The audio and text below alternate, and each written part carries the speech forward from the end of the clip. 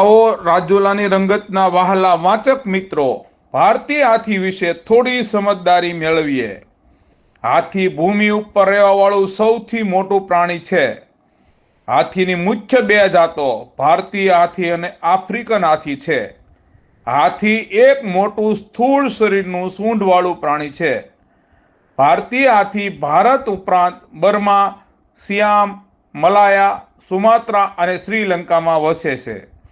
તેને માતંગ, સારંગ, વારણ, હસ્તી, કરી, દંતી, શુંડાલ, ગયંત, કુંજર, ઈભ, સિંધુર, દ્રિરજ, વ્યાલ, કુંભી, દ્વીપ તરીકે પણ ઓળખવામાં આવે છે.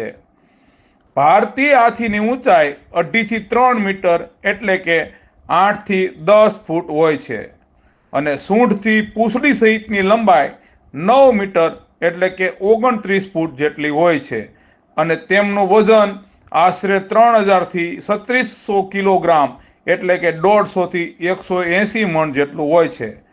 હાથીના કાન શરીરનું તાપમાન જાળવવાનું કામ કરે છે. હાથી એક દિવસમાં 300 લીટર જેટલું પાણી પીએ છે.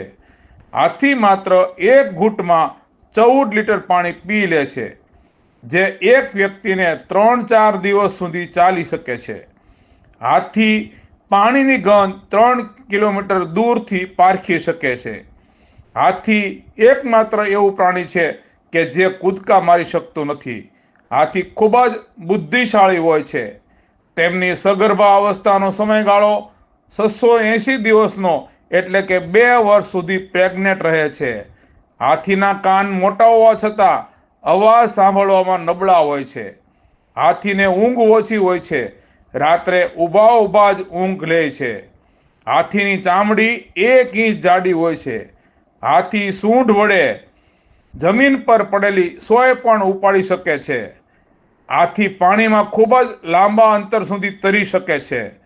હાથી તેની સૂંઢ વડે 250 કિલો વજનનું લાકડું ઉપાડી શકે છે. હાથીનું આયુષ્ય 100 થી 120 વર્ષ જેટલું હોય છે. હાથીના દાંતનું વજન 45 કિલો જેટલું હોય છે.